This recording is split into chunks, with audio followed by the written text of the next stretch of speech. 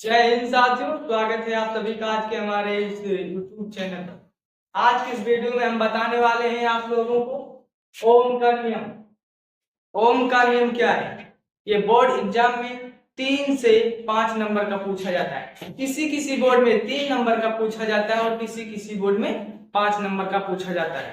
तो आज की इस वीडियो में हम बताने वाले हैं आप लोगों को ओम का नियम। ओम का नियम क्या है? ओम का नियम क्या है, इसे सत्यापित कीजिए। ये बोर्ड में हर साल लगभग आता रहता है, तो क्यों ना हम इसे समझ लेते हैं। ठीक है, तो चलिए इसको हम बहुत ही आसान तरीके से समझने वाले हैं। लिखा है ओम का नियम।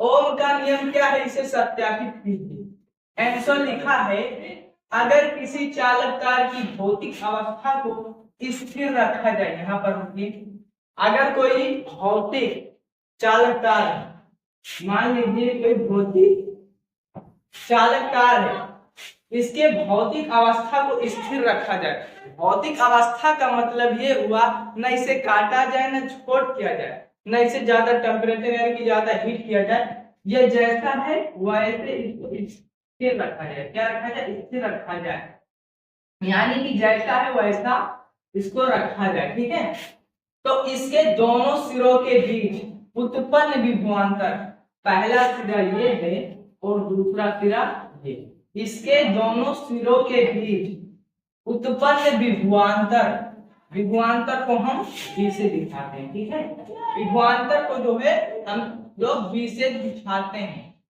उत्पन्न विभवांतर एवं इसमें बहने वाली धारा, धारा यानी कि आई, इसमें बहने वाली धारा दोनों एक दूसरे के समानुपाती होता है। दोनों एक दूसरे के समानुपाती होता है। समानुपाती का चिन्ह कुछ इस तरह से होता है। ठीक है, इसमें बहने वाली धारा दोनों एक दूसरे की क्या होते हैं? समानुपाती होते हैं, जिसे हम ओम का नियम कहते हैं। जिसे हम ओम का नियम कहते हैं। ठीक है, वे समानुपाती आई, यानी कि समानुपाती क्या है, तो समानुपाती को हम लोग समझेंगे। ठीक है, समानुपाती का मतलब ये होता है, अगर हम धारा को बढ़ाएंगे, यहाँ देखिए ये धारा क्या है?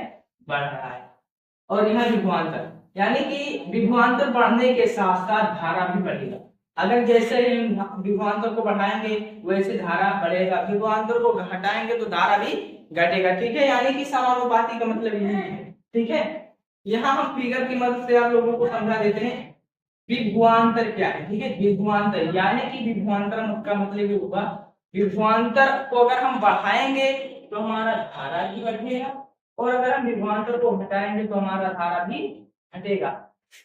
समानुपाती यहाँ लिखा है बी समानुपाती आई, जैसे ही समानुपाती को हटाएंगे तो यहाँ आई से आर में क्या हो जाएगा? मल्टीप्लाई हो जाएगा। समानुपाती हटाएंगे तो यहाँ आर क्या होगा? जुड़ जाएगा। ठीक है, यानी कि बी बराबर आई आर, बी बराबर आई आर। यहाँ पर हमारा एक सूत्र तैयार हो गया।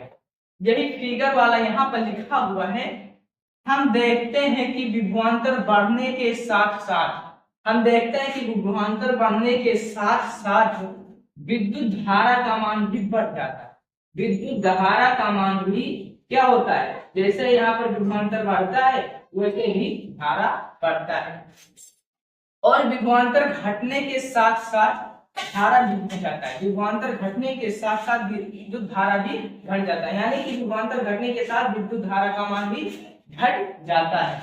अर्थात इसमें अनुक्रमानुपाती संबंध है। इसमें अनुक्रमानुपाती संबंध है, चाहे अनुक्रमानुपाती का हो चाहे समानुपाती का हो। अनुक्रमानुपाती और समानुपाती दोनों एक ही है। ठीक है, इसे ओम का नियम कहते हैं। हम इसे ओम का नियम कहते हैं। इसमें क्या है? अनुक्रमानुपाती संबंध है, जिसे हम ओम का नियम कहते हैं। आई होप कि आप लोगों को ये वीडियो अच्छी लगी है। अगर अच्छी लगी है तो लाइक करिए और अपने दोस्तों के पास शेयर करिए। अगर चैनल पर नए हैं तो चैनल को सब्सक्राइब करिए। चलो मिलते हैं नेक्स्ट वीडियो में, तब तक के लिए बाय दोस्तों।